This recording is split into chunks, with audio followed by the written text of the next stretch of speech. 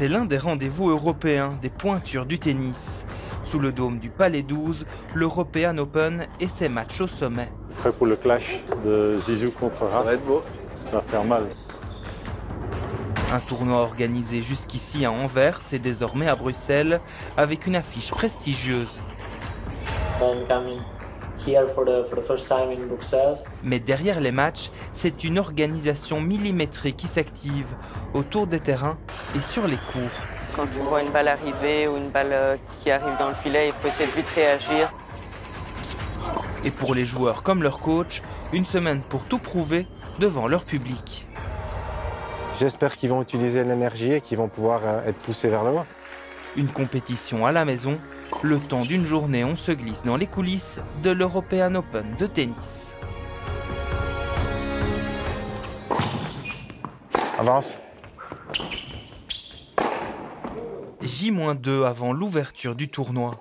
Dans le stade désert, notre 90e mondial, Raphaël Collignon, qui s'entraîne avec son coach Steve Darcy. Si tu vois qu'elle est dans tes pieds, là tu peux t'arrêter. Mais c'est uniquement quand tu vois la balle partir que tu fais ton choix. Moi, j'essaye de le guider, de lui montrer la voie, de lui donner des petits trucs, même si il commence à savoir un peu ce qu'il doit faire tout seul, mais je pense qu'il a encore besoin d'être rassuré, d'être coaché, d'être aidé. Avance. Voilà, si tu avances vraiment, je pense que tu fais une volée liftée. Tu as le temps, hein. Aujourd'hui, tu fais 40 services, tranquille. T'as pas besoin de servir plus. Hein. Ah ben, servir quand même un peu plus à fond. Pour On est vendredi. Et ce tournoi à Bruxelles, les joueurs belges comptent évidemment en profiter. On peut venir quand on veut, donc on est sûr d'avoir le terrain facilement, en priorité. Donc il faut qu'on essaye d'utiliser cet avantage parce que c'est quand même assez rare. Un peu devant et tu vas couper l'angle. Vas-y, encore tranquille, à gauche, prends ton temps. Face à Collignon, Gauthier Onklin, 196e mondial, son sparring partner pour cet entraînement. On a fait un peu de service et puis on a fait quelques points pour finir. Donc une bonne heure quart pour vraiment s'habituer aux conditions.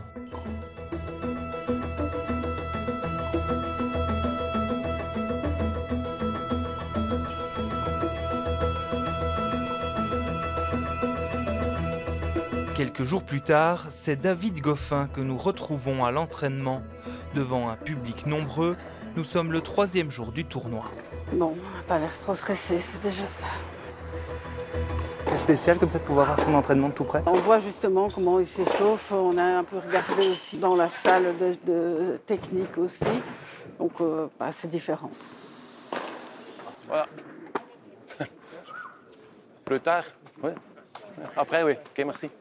À quelques mètres de là, Kurt vient lui du Limbourg et espère bien approcher quelques joueurs. La signature de Mathieu Péricard. Normalement, Raphaël, peut-être. Hein? On va demander. Raphaël. Oui, merci. Merci beaucoup. Ici? Non, ça va bien, merci. Een foto? Ja. Een foto? Merci beaucoup. Kom eens een foto. Hij is erbij. C'est ma fille. Ik moet foto maken. Merci. Merci beaucoup.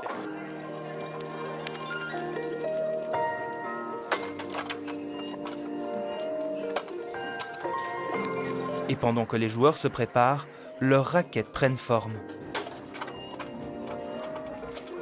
Donc là, je suis en train de refaire la raquette d'un joueur qui a match à 14h. Donc c'est Francisco Comesana. Donc avant son match, chaque joueur apporte leur raquette, donc que ce soit 2, 3 ou 4. Ça peut aller jusqu'à 7 par exemple. Et donc on les recorde pour qu'ils aient un maximum de tension et 260 joueurs avant leur match.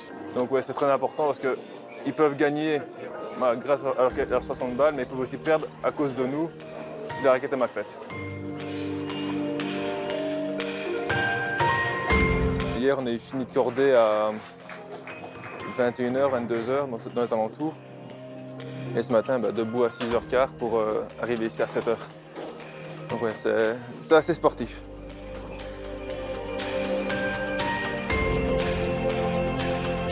Là, elle est prête? Elle est prête, oui. Mais en attendant, sur le court central, se dispute le choc entre l'Allemand Altmaier et le Belge Bailly. avec des scores très serrés. Ça fait le tie-breaks, donc le deuxième set. Maintenant, ça fait 10-10. Mathieu est l'un des bénévoles du tournoi. Aujourd'hui, il assiste la sécurité au bord du terrain. Vous êtes attentif à tout ce qui se passe, c'est ça? Oui, c'est ça que je fais toujours. Je fais ça depuis 3 ans. En Anvers, je fais aussi.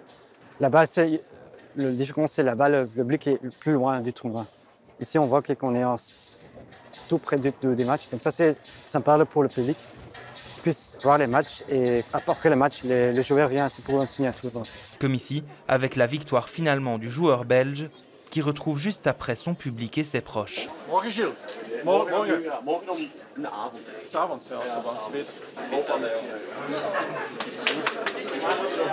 Mais pas le temps de s'attarder, une conférence de presse l'attend pour analyser son match devant les journalistes.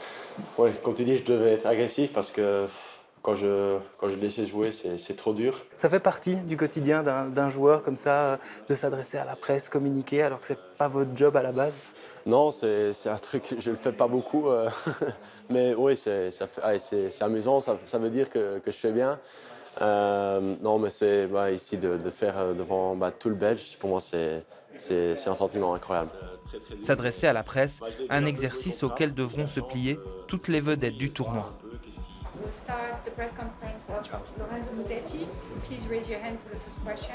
Et la grande star cette année, c'est lui, Lorenzo Musetti, le 8e joueur mondial, demi-finaliste de Roland Garros cette année.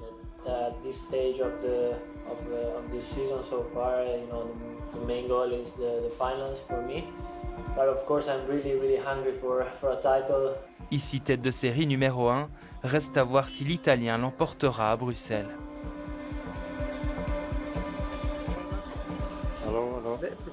Ok, merci. Au bord des cours, nous retrouvons ensuite Dick Norman. Ancien 10e mondial en double, le Belge dirige le tournoi depuis 2018. Ici dans le tournoi, tout le monde vous reconnaît? Ouais, presque. Ouais, quand même. Je peux pas me cacher, je suis grand. 2,03 m, qui ne passe pas inaperçu pour nous emmener là où les caméras ne vont pas. Là, on va rentrer dans le restaurant des joueurs. C'est ici que les joueurs ils mangent beaucoup de pâtes, du riz, du poisson, de la viande, des protéines, beaucoup de salade. Pas de frites mayonnaise. Rate pas, Steve, il y a la caméra, putain, rate pas, punaise. Ici, c'est l'endroit où ils peuvent se détendre un peu. Il y a des mini-golf, billard, tout ça. Ça, c'est la zone où personne ne peut rentrer. C'est la zone où vous pouvez faire un billard avec Steve Darcy, c'est ça? Exact. Une zone spécialement aménagée, comme celle dédiée au fitness. Quand tu regardes, le fitness il est presque trop petit. Il est 2 fois plus grand que l'année dernière. Il est encore presque trop petit. Parce que je crois qu'ils apprécient. On a des bonnes machines, des techno-gyms. Ici au loin, David Goffin, quelques instants avant son match. Tandis qu'un peu plus loin, les ramasseurs de balles de la rencontre se préparent. Là maintenant, il y a Goffin qui joue contre Comesana et il y a beaucoup de public pour le joueur belge, donc il y a quand même un peu plus de pression. Samuel a 15 ans, c'est sa 2e participation au tournoi.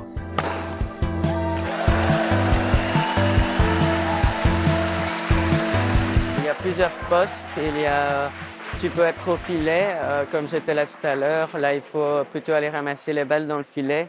Il y a dans les coins, là, tu dois donner les balles aux joueurs. Et puis après, il y a en dehors du terrain. Et là, il faut aller chercher les balles dans le public pour après les redonner à ceux dans le coin. C'est physique, comme ça, d'assurer un match? Surtout quand tu es sur le terrain, tu vas beaucoup courir et être très alerte mentalement. C'est un sentiment particulier de pouvoir être là, je suppose? Bah oui, tu as la meilleure vue sur tes idoles et tu peux être très content de les voir. Observez au plus près le jeu de David Goffin, alors que dans les gradins, le public ronge son frein. Là, on est à 5-4 pour l'Argentin face à David Goffin. David Goffin a perdu le premier 7-7-6. Bien joué. Oui. C'est bien, c'est bien. Elle a été la chercher, la photo. voir ce niveau-là de tennis dans ta ville, c'est un sentiment particulier? C'est sûr que maintenant, le tournoi qui est délocalisé à Bruxelles, au lieu d'Anvers, c'est encore mieux, parce que forcément dans sa ville, c'est le seul tournoi de tennis qu'on a. Et oui, ça, un événement tennistique, pour tant qu'un tennis, c'est incroyable. Mais malgré le soutien des fans belges, rien n'y fera. Ah merde. Bon.